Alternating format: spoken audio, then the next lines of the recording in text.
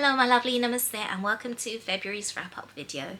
You may notice a glow, and no, I'm not pregnant. It is actually the sunshine. Spring is slowly approaching, which I'm very happy about. The days are getting slightly longer, they're getting warmer, and we're getting a bit more sunshine, so I'm very happy about that. I'm still getting over a little bit of a cough, so I think I may need to slow down with my talking because I feel my lungs can't seem to handle the pace at which I've been talking recently. Anyway, last month, February. Last month, February, I read, I'll say 7 books. I've got 9 over here, but 2 of them I'm not really going to count, and I'll explain why later on. So I read 7 books. Out of those 7, 2 were actually non-fiction. So out of all the 9, 4 were non-fiction, which is quite surprising for me, but it doesn't matter. Let's get into it. So the first book I read was a novel love story by Ashley Poston. It's the second book of hers that I've read. I read The Dead Romantics, I think the month before, and I really enjoyed that book. Unfortunately, this one fell a little bit short for me. So in a novel love story, we have Elsie, she works in the literary world. I can't actually remember what it is that she does.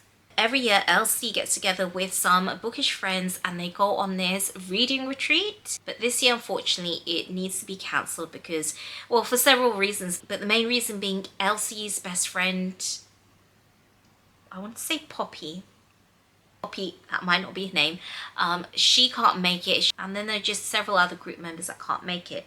However, Elsie decides that she will continue because she just wants to get away. But on her way to the cabin, her car kind of breaks down and she finds herself in this town, which she later discovers is the town that is within the book series that she reads. So the books that she reads is based in this town that she finds herself in. It's a fictional town and it's fictional characters. Yeah, she meets these characters. This isn't a spoiler, it's in the blurb, so I'm not giving anything away. Or am I? 1 minute. No, it isn't a spoiler. It is mentioned in the summary or the blurb of the book, but I will stop there before I do give anything away. I really love the premise of this book, but it just felt short for me.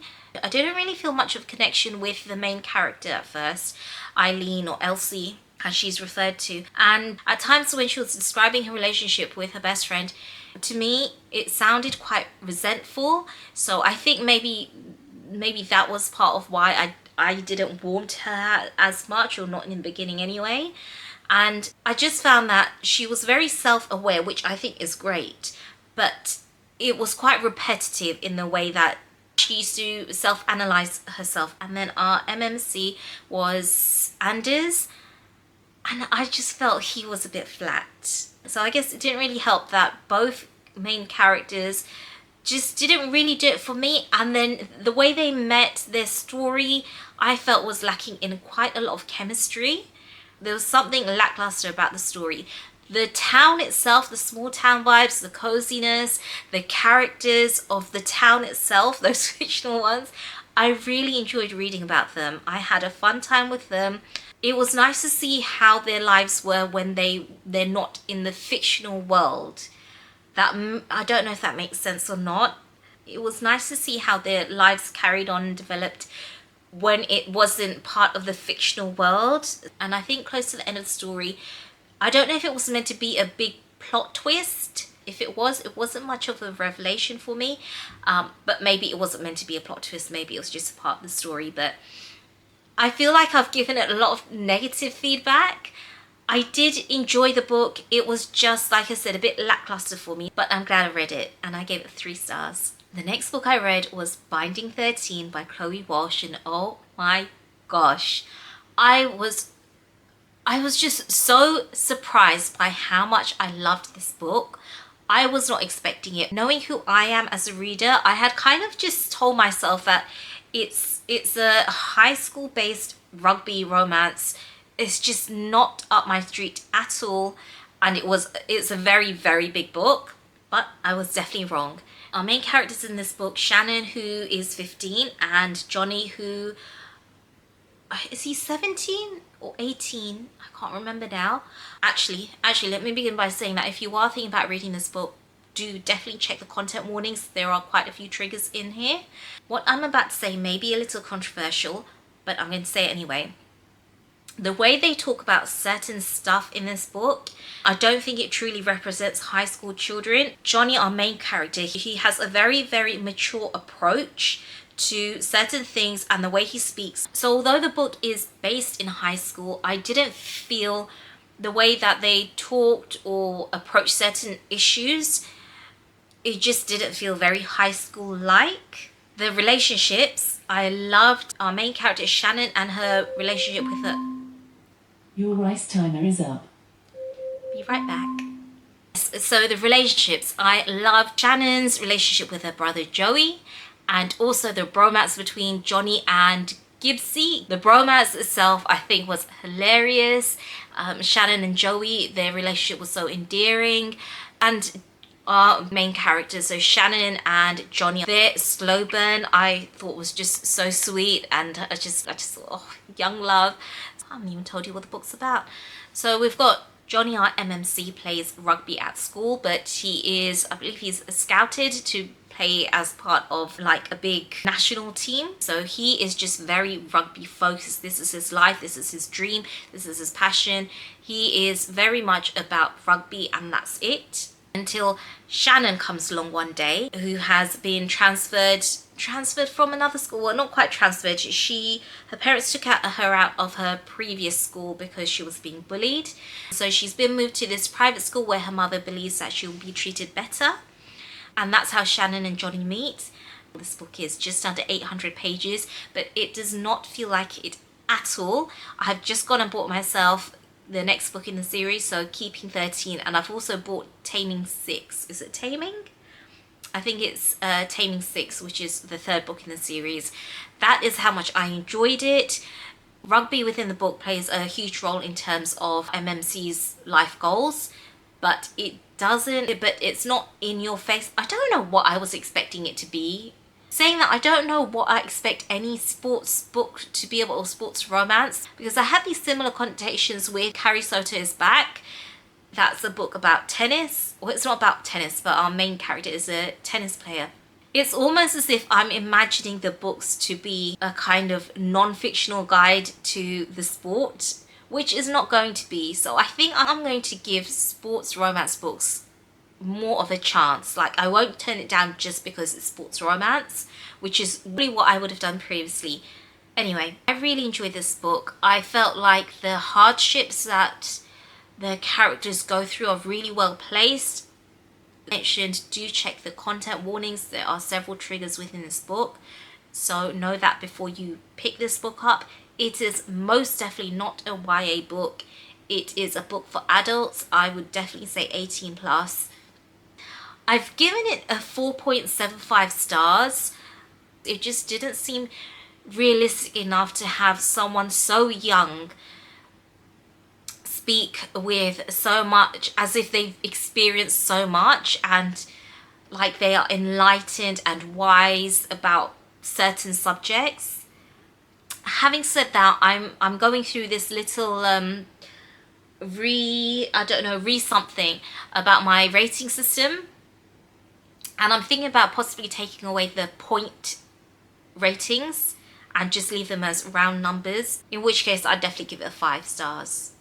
Next, I read Letters from the Ginza Shihodo Stationery Shop by Kenji Ueda. I'm sorry, I know I've got that completely wrong. I'm really sorry. This is a short Japanese story that is set in a stationery shop in a small neighborhood called Ginza. The shop itself has a certain charisma about it.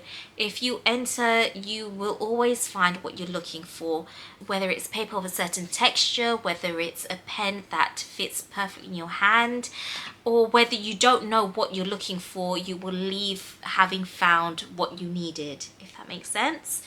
Within the book, we meet several characters that visit this shop at different times, and we follow their journey with regards to what they get from this stationery shop itself. That's all I can tell you about the story, because if I'm completely honest, it just did not do it for me. I had such high hopes such high hopes. And I will say, I think I've said this a few times, when it comes to these kind of short stories, it's been very hit and miss for me. Some of them I think maybe I'm expecting a lot more from the premise. However, there have been ones that I've really enjoyed and I want to go back to their sequels, or the stories have stayed with me. But there are others, this one being one such one, where it just didn't meet the mark for me. From reading the summary to what the story was, it wasn't for me. I couldn't tell you any of the characters' names. I vaguely remember what happens. I think it's one of those books where the message is sweet, but it just lacked in flavour for me. It was very bland and I gave it 2 stars. I finally got around to reading The 7 Husbands of Evelyn Hugo, and I get the hype. I truly get the hype. I am a huge Taylor Jenkins Reid fan. I've read several of her books, all of which have been above 4 stars for me. And if I'm completely honest, I was a bit apprehensive about this one, simply because it's got so much praise. I was worried that it may have been overhyped, but it deserves the hype. Evelyn Hugo is or was a Hollywood actress, and we meet her when she has decided to recruit someone to write her biography for her. So the book itself is written very much interview based, very similar to Daisy Jones and the Six, another one of her 5-star reads for me. And we just get to know Evelyn Hugo, her story, her journey.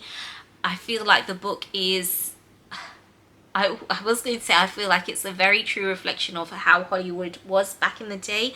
Not that I was there to know for sure, but just like all her other books, she just paints this very vivid picture. It's just, you're reading a movie, that's what it is. I was gripped from the start and I couldn't put it down. I've given it a 4.75 stars and I'm not too sure why, but again, if I'm changing my rating system, then I would definitely give it 5 stars. And the final fiction book that I read last month was requested from my daughter for me to read, and that was the first book in the Percy Jackson and the Olympian series, so I think it's Percy Jackson and the Lightning Thief. So my daughter had just finished reading the first book at school. I think she's on to the 3rd book now. She's really enjoying it. She asked me to read it because she thought it would be really fun if we were to read it together. And I did have a fun time reading it. It had me hooked from the start. We follow Percy Jackson, who discovers he is half human, half god. And I feel like it's a fun way to introduce Greek mythology to children or to adults. Having said that, another series I want to mention is Arusha. And that is basically a really fun way of introducing Hindu mythology to children, or again adults as well. So if you've read Percy Jackson or you've read Arusha, they are very similar. If you haven't read either, then I would definitely recommend it if you are into mythology. I would have loved to read both series when I was younger, but it's never too late, so I'm reading them now. Next up are the non-fiction books that I've read. The first one, which was a complete surprise, and I think I just picked it because it was available on the Libby app. However, it is a book that I realised very quickly after starting it that this book has been delivered to me by the universe. Now, before you skip past or before you stop thinking that I sound really woo-woo, I will say, if you don't know by now, I'm a very spiritual person and I also love geeking out on science. This book combined both for me and then added some. So I've read numerous books on productivity, motivation, self-help, spirituality. I've read a lot and I enjoy reading them, but sometimes I get to the point where I'm like, I've read this, just different words. A lot of it can be quite repetitive. Did I give you the name of the book? If I didn't, it's the Everyday Hero Manifesto by Robin Sharma. It's not one of his more well-known books, at least not for me it wasn't. I hadn't even heard of it. I've heard of his 5 a.m. Wake Up Club, I think that's what it's called, and The Monk That Sold His Ferrari, something along those lines. So I've heard of both of those. I haven't actually read them. This is the first work of Robin Sharma's that I've read, and I have fallen in love with it. There are several quotes that I have highlighted. It's one of those books that reinforces what you already know, but then adds to it, and then there were these light bulb moments and epiphanies, and maybe you won't relate to it or relate to what I'm saying, but I feel like it's one of those books that could help anyone and will help anyone. in terms of helping improve your mind, body and soul.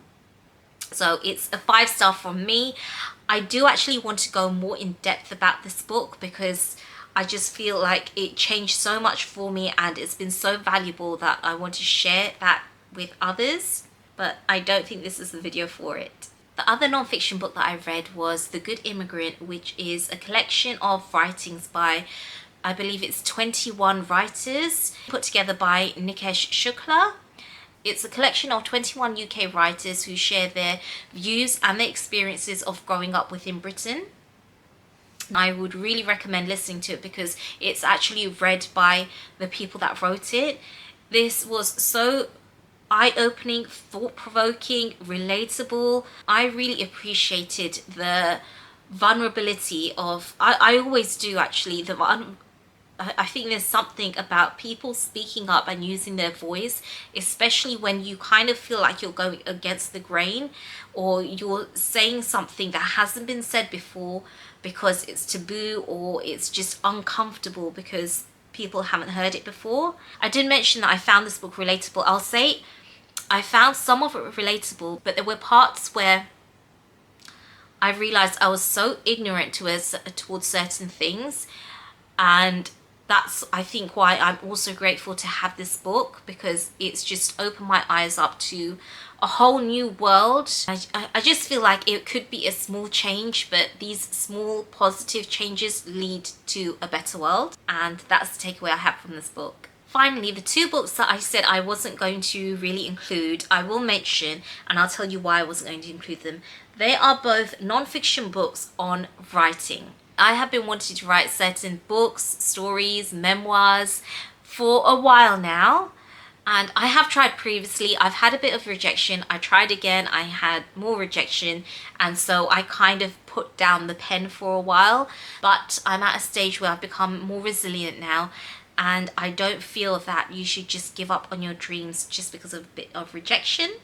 So I won't go into my writing journey too much. If it is something you want me to share, then let me know, because I think I will share it, but on a different channel that's just dedicated to developing my craft, and that's why I've read those books, and I've got loads more that I've got on my reading list. But the 2 that I read last month were Write It All Down and How to Write It. I did find both of those very helpful. Let me know if it is something that you want me to share. Otherwise, I will just leave it dedicated for my other channel. And that's it for today. Thank you so much for watching and have a lovely day. Goodbye.